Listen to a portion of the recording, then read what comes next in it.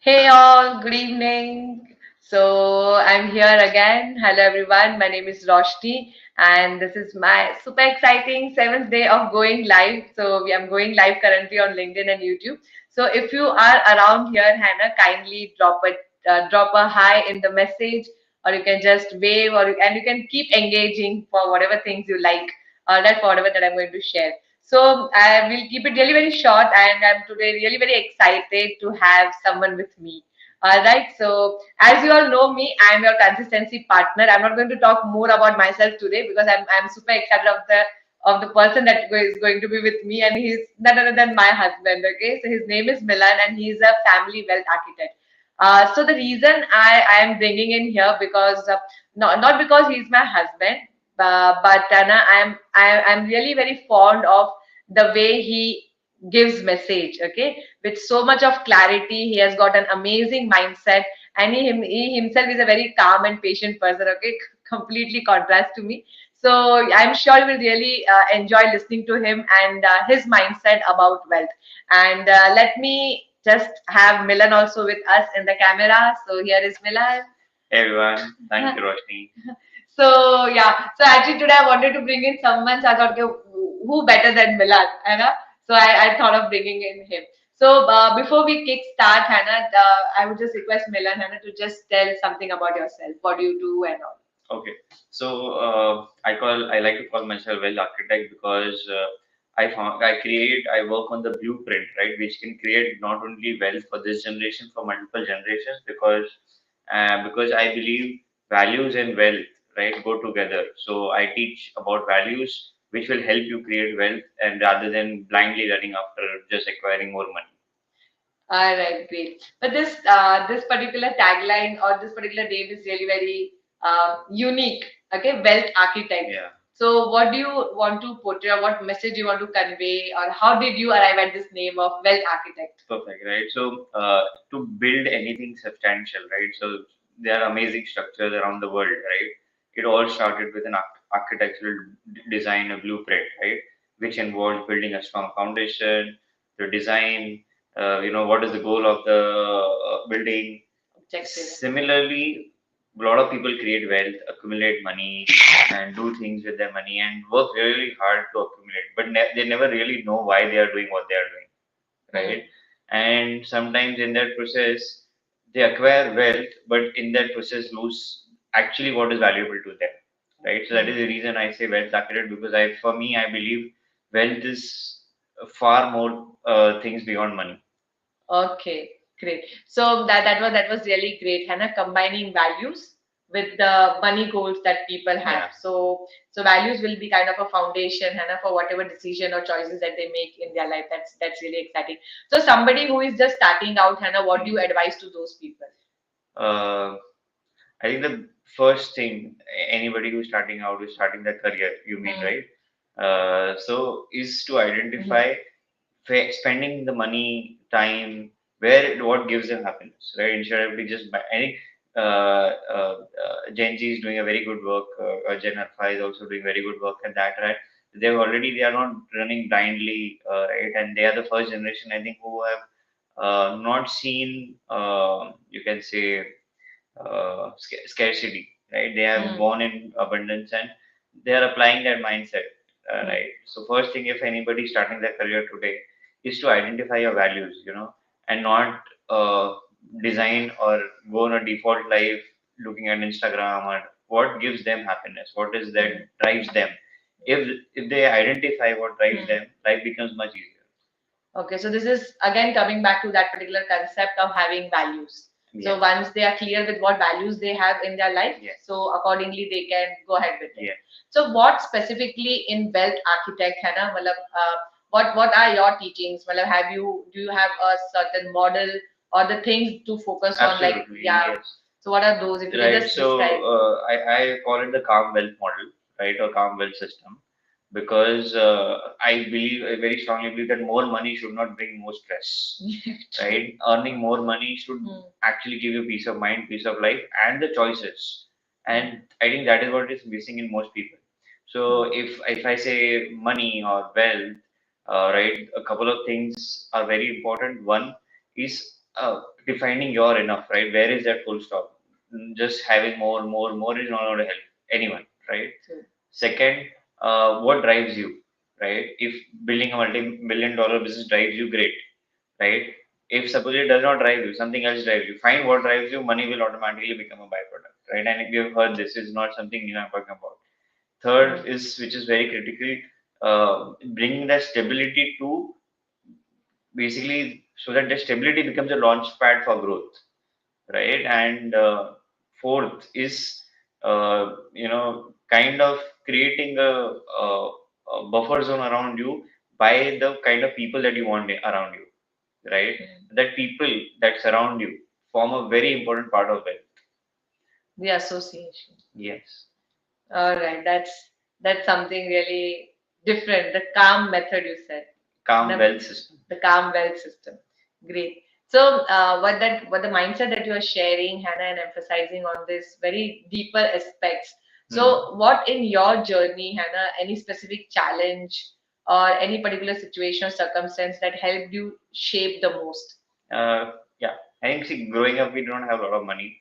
However, we had a lot of dreams, right? We had always a goal that we work towards, right? And ensuring that we acquiring money was important, right? Because we did not have, but at the same time, losing ourselves was not acceptable, right? So acquiring money at the same time, maintaining the values, ensuring that the next generation also values the money and knows the struggles that we went through, right? Because every time what happens, the next generation comes in, they don't know the struggles, right? So for me, when my parents were always, working for money, then when they did not have the time to give us, that made all the difference, and that was, I think, biggest factor which shaped us and our responses toward money and other things in life.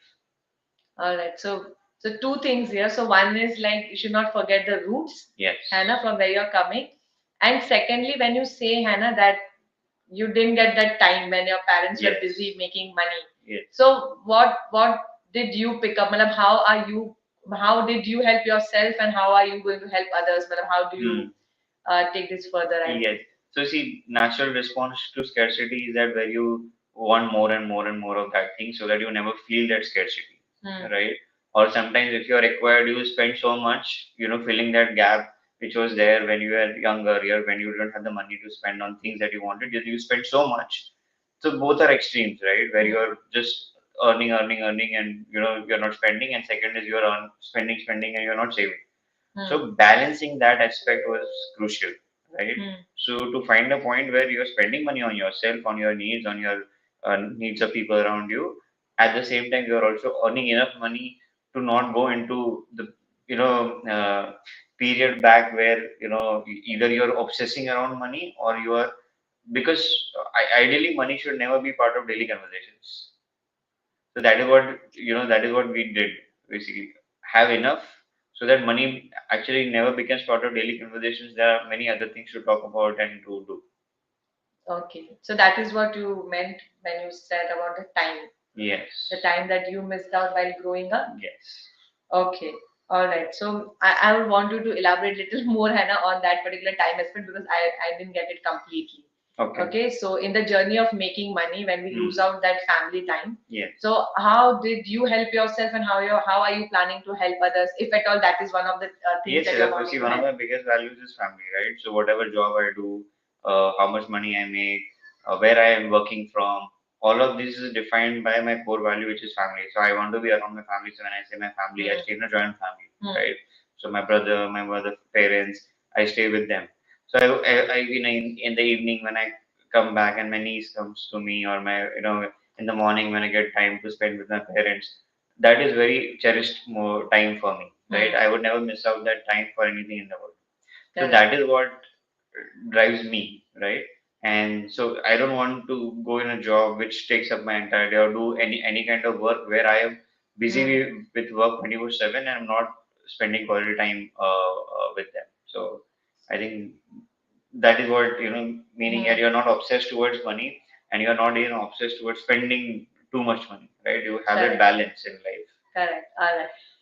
One last question, Hannah. What you are talking is really very deeper aspects, Hannah, where you are focusing again and again on values, Hannah, Hmm. on the kind of association, Hannah, on the importance of family time and everything, Hannah.